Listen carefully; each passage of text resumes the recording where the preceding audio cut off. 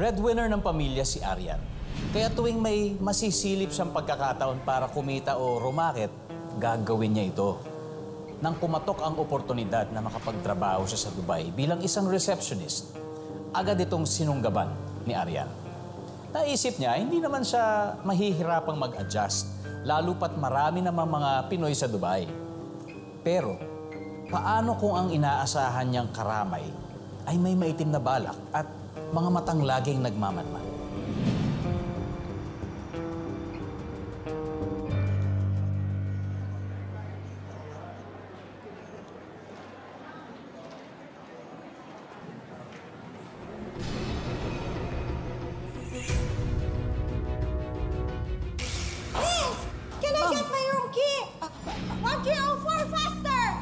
Ma'am, sorry po. Asa ba yung room? We're very sorry. Here's your room key. Excuse me. Bes, ano ba nangyayari sa'yo? Kanina ka pa tulala. Iniisip mo pa rin ba yung nangyari kagabi? Nakakatakot lang kasi, Bes, eh. Tayo-tayo lang naman yung magkakasama doon sa apartment. Nagagawa niya pang gawin yun. Paano kung hindi lang pala ako yung binobosohan niya? Bes, wag naman ganyan. Nakakatakot naman eh. Alam mo, ang mabuti dyan, mahanap natin agad kung sino hinayupak na yun. Humanda talaga siya sa akin. Kakaloka. Pero feeling ko talaga, hindi Pinoy yan. Pero alam mo naman kasi, Bes, wala tayo sa Pilipinas. Napakahirap magbintang. Okay lang yan. Ano naman pinag-uusapan niyo? Loko naman. Gino, papatay mo naman kami sa nervyos eh. Nambuboso ulit yung pinagkikwentuhan niyo, no? Ay. Alam niyo, kung naabutan ko yun, nangyari yun sa akin. Nalito ako sa trabaho. Pero, hindi niyo dapat kailangan isipin yun. Dahil kinausap ko na lahat ng lalaki dito sa apartment. Napag-usapan namin na magsasalita na lang kami magbantayan sa gabi para mahuli ang manyakis niya. Talaga? Naku, salamat, Gino, ha?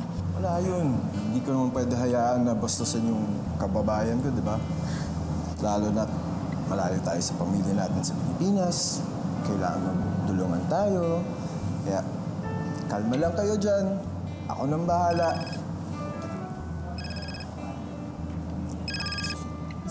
Hello?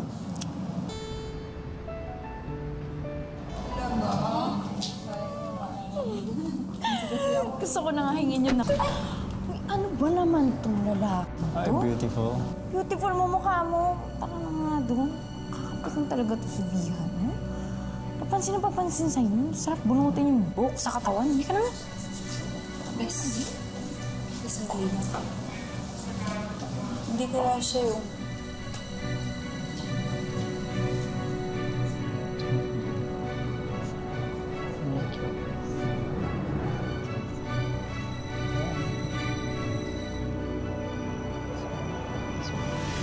Hoy, mga babaita, kumain na tayo dito. Uy, Arya, nabalitaan ko yung nangyari sa'yo nung isang gabi. Piling ko kilala ko na yung gumawa nun sa'yo. Talaga? Oh, sino daw? Nung nakaraang linggo kasi, maglalabas sana ako ng mga damit ko nang may makita akong camera sa labahan. Hindi ko naman mabuksan kasi lobat. Akala ko may nakaiwan lang. Kaya hindi ko na inisipan ng masama. Hanggang nung isang araw, nakita ko si Ismaya na hawak yung camera. Kinakalikot niya. Tapos nung nakita niya ako, mabilis siyang umalis. Iniisip ko, baka yun yung ginagamit niya sa pamboboso sa atin. Hanggat wala tayong nakikitang ebidensya, lahat suspect at lahat din ay inosente. Siguraduhin niya lang talaga na hindi natin siya makikita dahil kawawa siya sa atin. Hanggang na siya sa trabaho, naku, kulong pa siya. Diyos ko, walang magawa sa buhay. Bakit ang hilig-hilig mo naman manggulat? Pasensya na bibigay ko lang sana to kay Arian. Alam ko, paborito niya to. At ipapaalala ko lang sa inyo na i-lock niyo yung mga pinto niyo dahil hindi pa natin nahuhulihin ng boboso. Pero, akong nakatoka ngayon, kaya kalma lang kayo. Ako bahala. Pag nahuli ko yun, bugbog yun sa akin. Okay? Nako, salamat talaga, Gino, ha?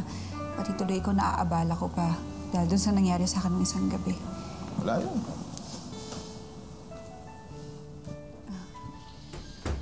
Alandi mo, girl! Ikaw na nga, Charot-charot ka pa dyan! Ay, mo naman Knight deserve in tayo. shining armor.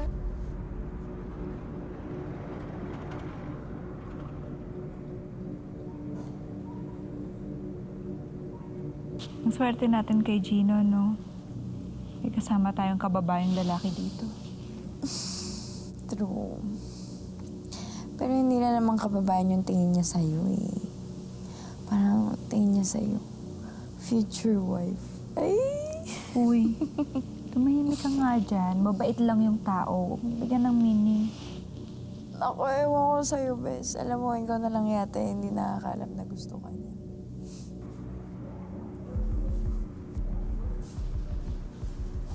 Ayaw mo ba sa kanya? Mabait naman siya. Tulungin. Tsaka, higit sa lahat, guwapo.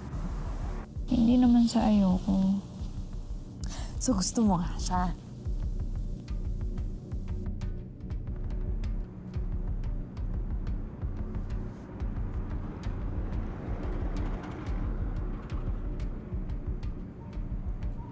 Eto. Aray ko. Para saan to? Padala yan sa akin ng pamilya ko sa Pilipinas. Alam mo, timplahan mo na lang ng kape yun si Gino para naman makabawi tayo sa sakripisyo na sa atin.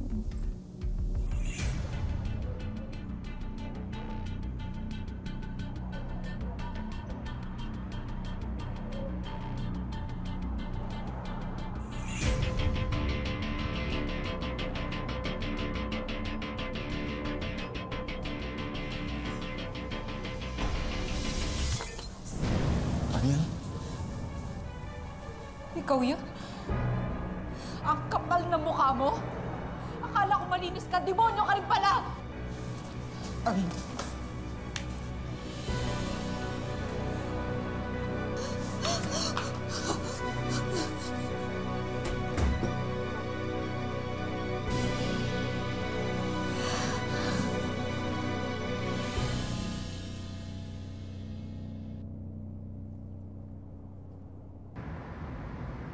All the guests are VIP.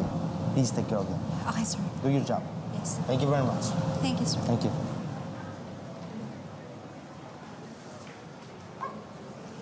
Arian, kasapin mo naman ako. Alam ko galit ka, alam ko nandidiri ka, pero sana bigyan mo ako ng chance para magpaliwanag. Arian, alam mo naman, ako yung tumutulong sa pamilya namin. Nanay ko mag-isa lang sa bahay. Ako yung tumutulong sa paggagamot sa kapatid ko. Arian, please, isang chance lang, please. Sana naisip mo yan bago mo gawin yung kababuyan mo, no? Sige, hindi ako magsasalita. Hindi ako magsusumpo.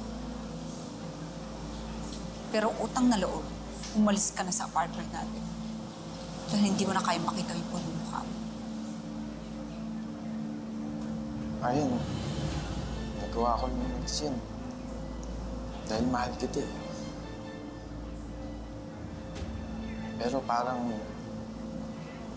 feeling ko yung tingin mo lang sa akin, kaibigan lang. Kaya natatakot eh. Arian, isang chance lang. Please. Yung video, binura ko na eh. Mahal kita, Arian. Bigyan mo ako ng isa pang chance para manligaw sa'yo ng tama. Please.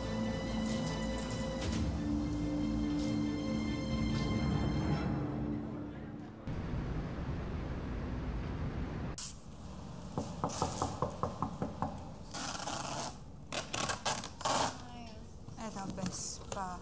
Ay, ang taray naman liligaw ng best friend ko. Arian, pwede ba kita maging girlfriend? Agutin mo na kasi, linggo na nanliligaw yan dito.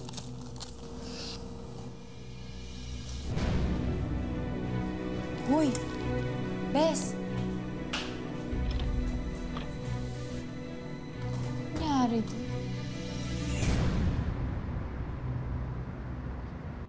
Ayan, opo. Opo, Tay. Nakuha niyo na po yung balikbayan box? Oo, anak. Naku, tuwan-tuwa ang mga kapatid mo. Salamat, anak, ha? Sige po, mag-iingat po kayo, ha? Ay! Ay! Hey, shut up! Sir, I'm sorry, sir. Sorry. Enjoy, please. What are you doing? Taking a course while you're on duty? What's the fun doing with you? I'm sorry, Ustaz. It won't happen again. It won't really happen again. Because I'm gonna report this and I will make sure you will reprimand accordingly. Ustaz, no, please, no. Ustaz. I need this job. Please don't do this, Aryan. She's an asset to our hotel. She has been working here for almost 6 years. She provides excellent service to our clients. She was even awarded the best employee last year. One more chance. We all deserve that.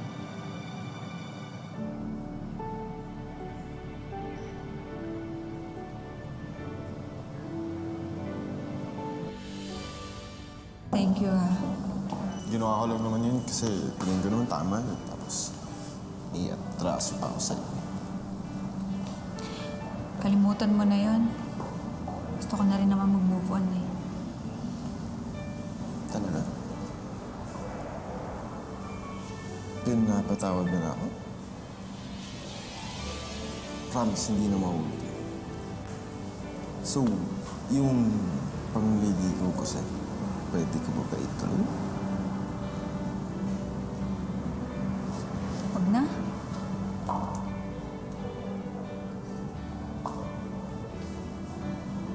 Kasi sinasagot na kita.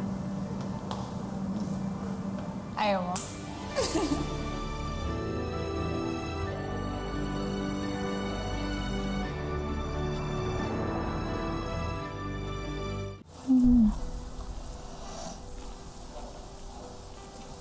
Chino.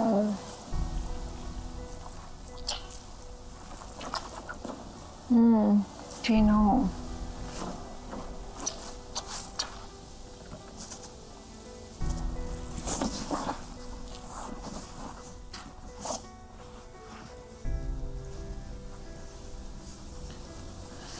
Kailangan ba lagi kang may ganyan?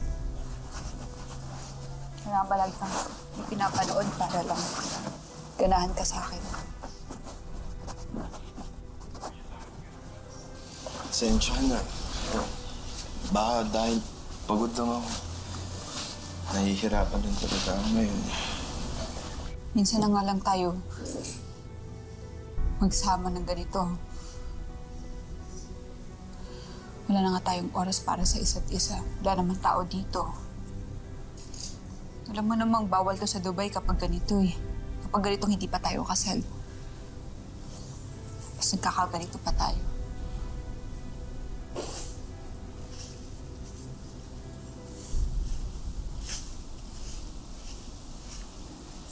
Eddie, magpakasal tayo.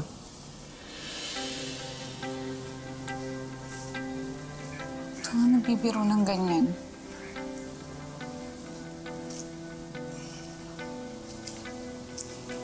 Hindi ako nagbibiro. Will you marry me?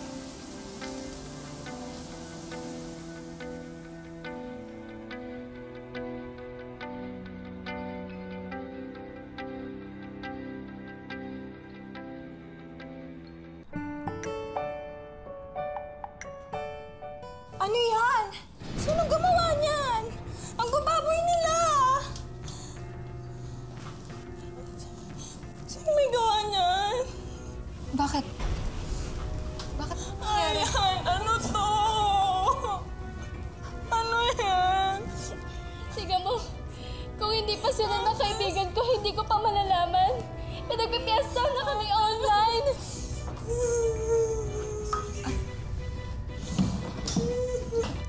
Bes, saan ka pupunta?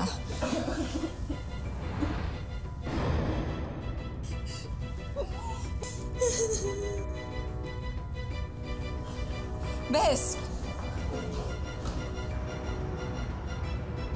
Umamin ka nga sa akin. May kinalaman ka ba sa nangyari? Babe, ano ka ba? Di ako ganun. Sa'yo ko lang nagawa yan dati dahil gusto nga kita. Sana naman hindi mo ako pinag-iisipan ng ganyan. Thank you so much, sir. Thank you so much. Here's our cooler. Babe, huwag mo nang puntahan kaibigan mo. Alam mo, galit pa yan dahil sa kumakalit ng video. Babe, kaibigan ko siya. Best friend ko siya. Hindi naman pwedeng hayaan ko na lang siya ng ganun.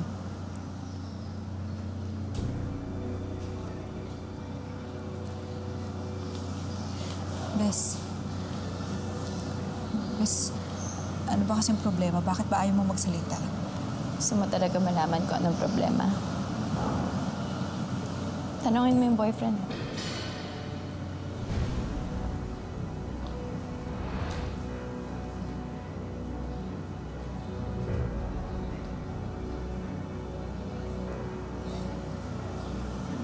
Bakit? Anong kinalaman ni Gino? Naalala mo, noong nakaraang araw, nung iniwan mo ko kasi magsha-shopping ka,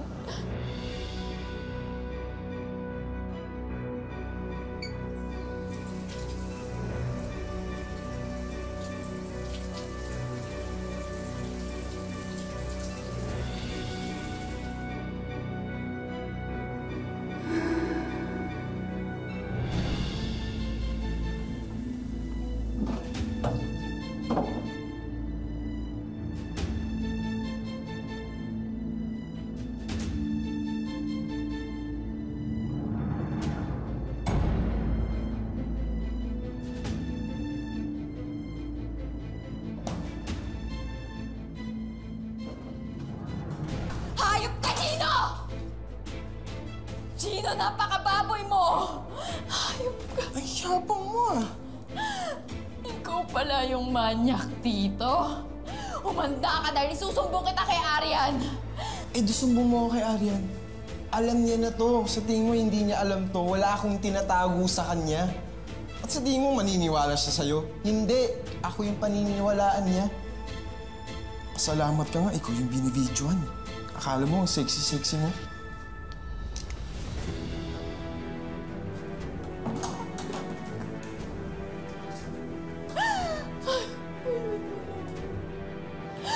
Ano na lang isipin ni Boss pag nakita yun, di ba? Pinagkalat niya pa sa lahat. Mawawalan ako ng trabaho.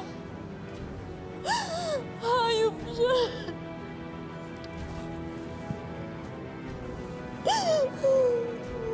Hayop yung boyfriend mo, Bes.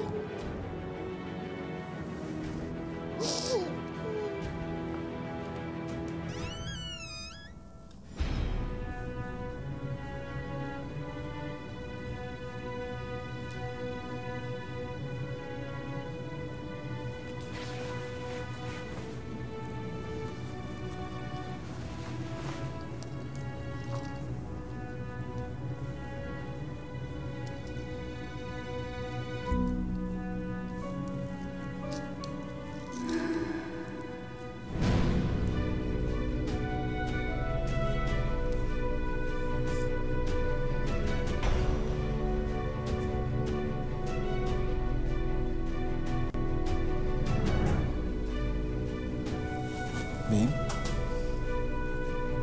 Wala to. Katuwaan lang to.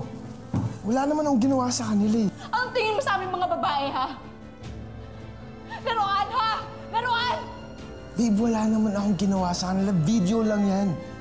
Hayop ka, mas masahol ka pa sa hayop! Babe.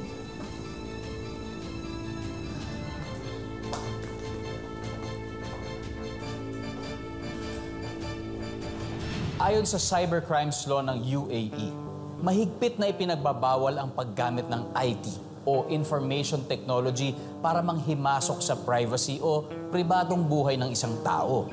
Kabilang na rito ang pagkuha ng litrato at pag-display o pag-publish ito online. Isusumbong kaya ni Arian ang malaswang ginawa ni Gino o kakayanin ba niyang pagtakpan na lang ang kasintahan. Ayoko makulong. Kailangan ako ng pamilya ko. Gusto ko rin magbago. Babe, please tulungan mo. Siguro may sakit na talaga ako. Gusto ko lang talaga magbago. Bigyan mo ako ng isa pang chance. Please. May alam akong lugar kung saan ka pwede magtago. Umalis ka na dito. Bago ka pa isumpang nila, Trixie. Salamat din.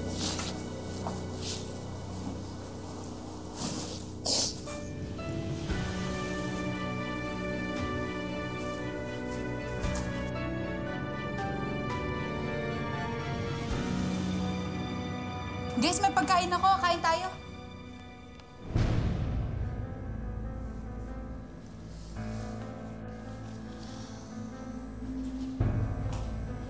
Asa na si Gino? Hindi ko alam. Ano? Hindi ko alam. Anong hindi mo alam? Di ba boyfriend mo yon? Tsaka asa na yung mga sinasabi mong kukunin mong ebidensya laban sa kanya, ha? Asa na? Trixie, huwag kang magalit sa akin. Hindi ako yung namboso sa inyo. At hindi ako nagkalat ng videos niyo. Hindi naman yun yung kinakagalit ko eh. Alam mo kung ano yung kinakagalit ko? Kaya mo kaming tulungan, pero hindi mo ginagawa. Umamin ka nga sa akin. Si Gino din yung nabuboso sa'yo dati, no?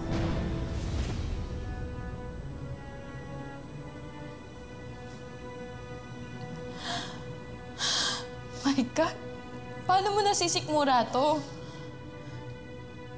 Ganyan ka na ba ka-desperada para lang magka-boyfriend? Hindi mo ba alam na parang pumatol ka na rin sa demonyo, sa lalaking yon? Tapos ka na ba? Kasi may gagawin ba ako?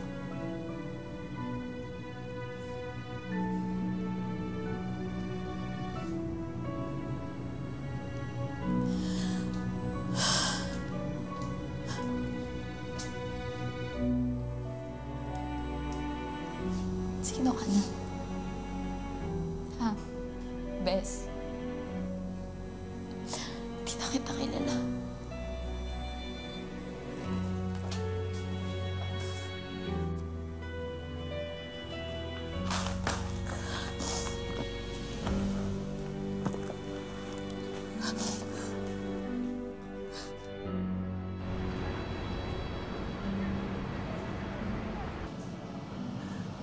Ang hirap pala, no? Ang hirap pumili kung yun bang nararamdaman mo o yung nararamdaman ng iba sa'yo. Inisip ko rin yung kapatid mo. Yung pamilya ko maas. Ang hirap. Kalimutan mo na yan, Dave. Ang mahalaga, magkasama tayo. Magsimula tayo na maayos. Pero laking pasasalamat ko talaga na ako yung pinili mo. Pinili kita kasi mahal na mahal kita. Gino, gusto ko talaga magbago ka. At para magbago ka talaga, kailangan mong harapin ang lahat na nagawa ko.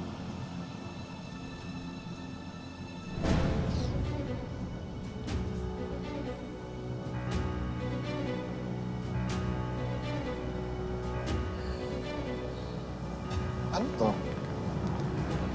Babe, ano to? Photo, malaki. Sorry, Gino. Babe!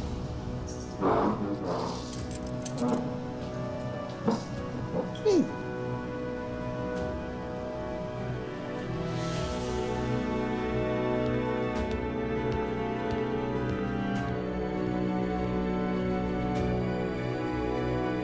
Sa bandang huli, nagpasya si Arian na magsumbong, manindigan para sa sarili at sa ngalan ng marami pang babaeng naging biktima rin ng kanyang kasintahan. Nasintensyahan si Gino na makulong sa loob ng 6 na buwan. At pagkatapos nun, pinadeport na rin siya sa Pilipinas.